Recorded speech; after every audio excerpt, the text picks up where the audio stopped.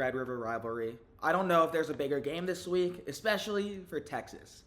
But before I get into this, the Red River Rivalry, no matter which team is good, no matter which team is bad, no matter who is ranked higher, and no matter what the ranking separation is, it's a good game. Going back to World War II, the average score has been Oklahoma 23, Texas 21.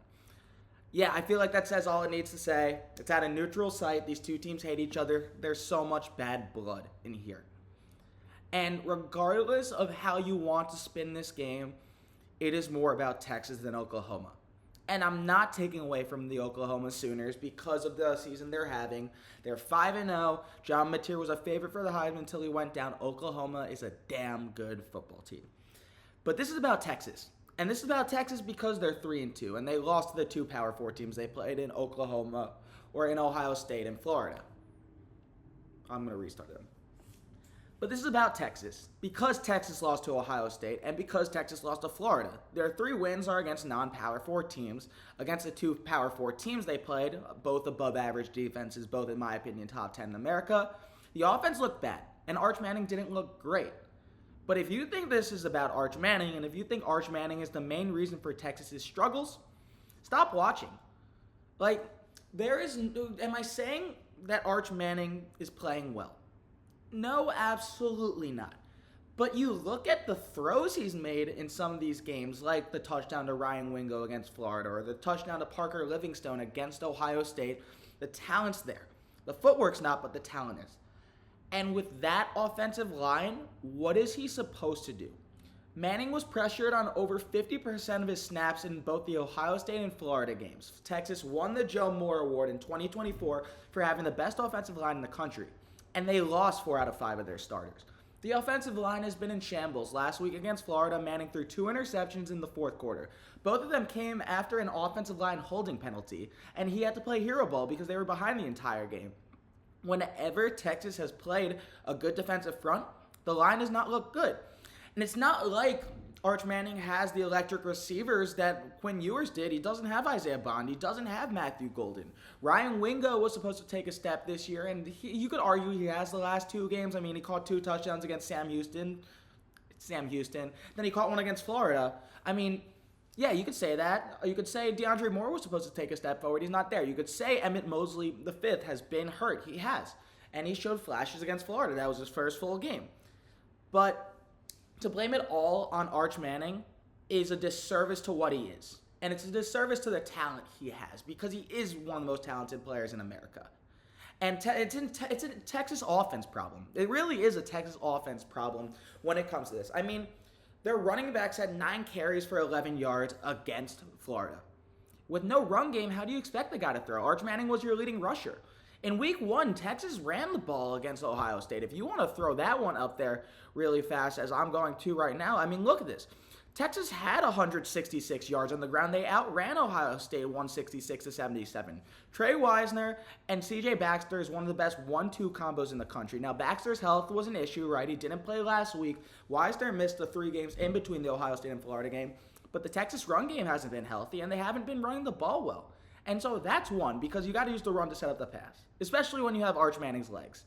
Offensive line, what else do you want me to say about the Texas offensive line besides they haven't been good?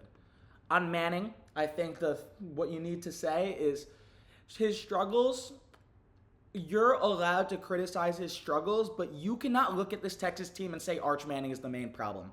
Even Steve Sarkisian has kept him on a leash sometimes, and it really hasn't let him make some throws. And at the same time, Arch hasn't made some easy throws. If you're looking at Arch Manning's touchdowns this year, a lot of them haven't come off easy throws. Look at the one to Wingo where he had to step up in the pocket pressure. Look at the one to Livingstone. I know those are the 2 I said earlier. Arch Manning's been fine. He hasn't been good. He hasn't been one of the best quarterbacks in America. He's been fine. But he is a product of Texas not performing well as a football team overall. And so this game's a must-win for Texas, right? 3 losses, you're not making the college football playoffs. Another SEC loss, you fall to 0-2 in SEC play, you're not making the SEC championship. Again, Oklahoma, damn good football team. This game's about Texas. And no matter how you want to spin it, Oklahoma could blow them out. Texas gets blown out. Oklahoma could win a thriller. Texas loses thriller, right? So this game's about Texas because Texas entered as the number one team in America. They entered with all these national expectations. They entered with what a lot of people thought was the best quarterback in the country in Arch Manning, and none of it's worked so far. Yeah, they won 3 games against bad teams, and they look fine. Now let's talk about Oklahoma for a second before I get into these keys. Oklahoma, 5-0. The biggest thing I get from them, well, one, John Mateer's health, obviously. If John Mateer's healthy, this is a very different game tomorrow. John Mateer is a top 5 quarterback in the country. He could do it in the air. He could do it on the ground. You've seen what he's done. Oklahoma has 2 ranked wins already this season against Michigan and Auburn, both in Norman. This is Oklahoma's first ranked matchup outside of Oklahoma. Will it matter? I don't know. But John Mateer, if he's not playing, it changes the entire slate of the game. Because if he does, Oklahoma wins the quarterback battle. And they win it by a lot because John Mateer is one of the most certain things in this game. But if he tries to play through that hand injury and he can't throw, then maybe he's not because Arch Manning has a ceiling. And this isn't even me going to defend Arch Manning. If John Mateer's not healthy, he shouldn't be out there because Oklahoma can win this game without John Mateer. Oklahoma can win this game behind their defense that allows less than 10 points a game. Oklahoma can win this game behind their skill position players that are among the best group in the country. They could win this game behind Ben Arbuckle drawing up plays for Michael Hawkins Jr., who is a dual threat quarterback. He could do it in the air, he could do it on the ground. And Oklahoma could win this team by showing they're one of the best coached teams in America because that's what Brett Venables has done this year. Oklahoma's damn scary. That's why they're number 5. And so for the Sooners, I think their approach is, why isn't everybody talking about us? We're the Oklahoma Sooners. We are a college football powerhouse. Last season was a disappointment in our first in the SEC. Let's go in there and kick Texas's ass. And I think that's what they want to do.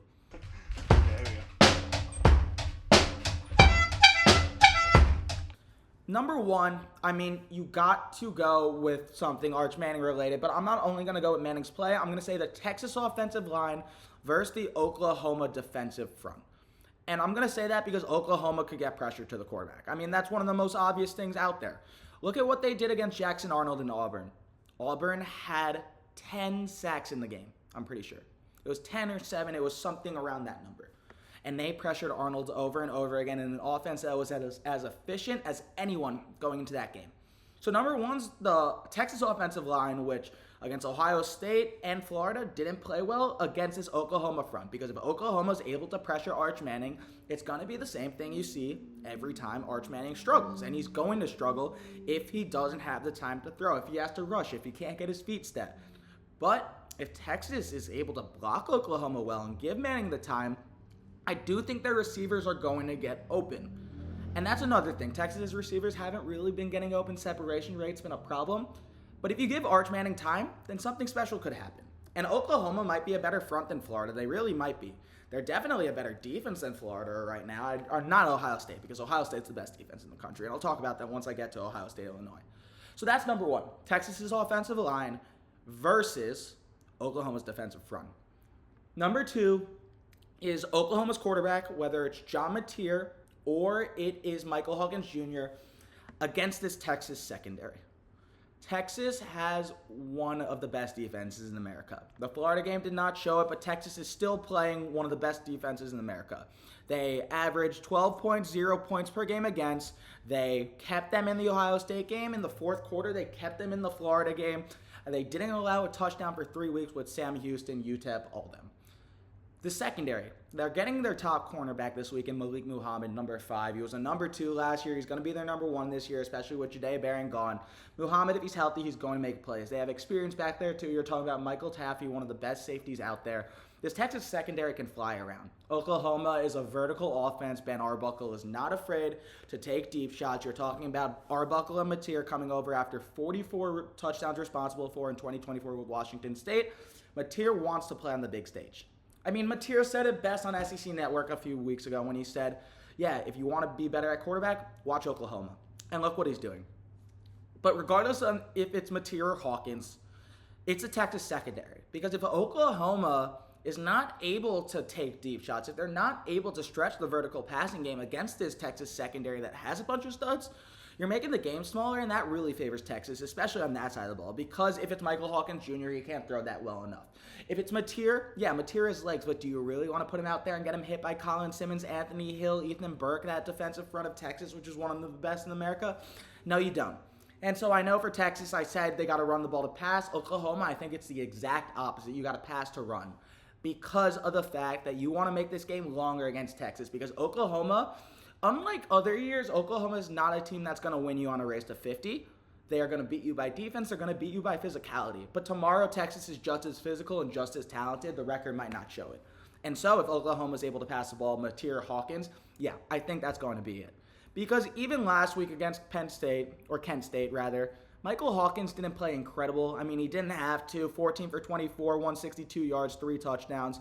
On the ground, he did some stuff too. You're talking about 9 for 33 and a touchdown. I don't really know what Oklahoma's running back room is like. I really don't. Like, Torrey Blaylock and Jaden Ott, they each got over 10 carries. Neither did too much well. So you obviously need one of them to improve. So that's number 2. The Oklahoma passing game versus the Texas secondary. And number 3, in the game, I mean, there's so many. I'm going to go with Texas's rushing attack, because if they get Trey Wisner going and if CJ Baxter plays, yeah, Texas could have one of the best rushing attacks in America. Wisner had 1,200 total yards last season. He's electric. He could break runs, whether it was the Clemson game, whether it was another. He showed he could break runs in that Ohio State game too. And if Texas is able to run the ball against this stout Oklahoma front and a Brett Venables defense that stops the run at a really, really, really efficient rate, right? Look at Oklahoma. They're averaging 74.6 rushing yards against per game. That's 5th in the country behind Mizzou, Texas Tech, Pittsburgh, Iowa. So if Texas is able to run the ball, it changes a lot. And I could connect that to my first key, because this is my last one for this. It's Texas versus America. And I'm not saying that because everyone's rooting for Oklahoma, but for all the doubts on Arch Manning, all the doubts on Texas, this is your time to prove people wrong. Texas is favored in this game. It might be because of Mateer's injury. It might be because people think Texas is an outright better team. I think Texas is a better roster, honestly. I do. But the season's over if Texas loses tomorrow. The season's over if Texas loses 1 or 2 more SEC games. And if they fall to 3-3 and 0-2 in the SEC and Arch Manning has another bad game, America is going to have them under a microscope more than they've had Carolina football over the past 2 years. Not 2 years, 2 weeks. Jesus, you could tell how amplified I get. Texas, this is your time to prove people wrong about you guys. Make a statement. Make a statement. I'll leave it at that. Those are my 3 keys. And now prediction time. I went really back and forth on this. John Mateer's health is obviously a huge question mark. But even without him, Oklahoma has a chance to win this game. This is one of the best Oklahoma defenses I've ever seen. They run the ball better. Their defensive front is really, really good. They'll make Arch Manning struggle at times. And they have a vertical passing game that even shows up without John Mateer. If John Mateer plays, this game is an entirely different story. Oklahoma wins the quarterback battle, all that. But regardless on if John Mateer plays or not, I'm picking Texas. And I'm picking Texas because even though they lost to Florida and Ohio State and they started slow in both of those games, this is a rivalry that you can't fall asleep for. This is an offensive line that needs to get better and can't play as bad as they did against Texas or against Ohio State and Florida. This is a wide receiver room that's getting healthier with Emmett Mosley, Ryan Wingo, and DeAndre Moore. Arch Manning was better in the second half against Florida last week. Gosh, what's my problem, guys? And I'm going to put it like this. Texas can't lose this game, and they know that. And that's going to overpower anything about Oklahoma. Oklahoma is a damn good football team, one of the best in America, true national championship contender. But however you want to spin this game, it's about Texas. And Texas knows everything against them. They know everything against Arch Manning. I think Arch Manning is going to play really well tomorrow. And if Texas's offensive line doesn't play well and they have the holding penalties that shoot them in the foot, and they allow Manning to get pressured on over 50% of the snaps like he did against Ohio State and Florida, they're not going to win this game. But I think Steve Sarkisian really put a point of emphasis on it, and I think they're going to play better tomorrow in a game that is one of the most storied in college football and you need to get excited for. I'm going to go Texas 27, Oklahoma 24 in a really, really close one, and the Longhorns keep their season alive.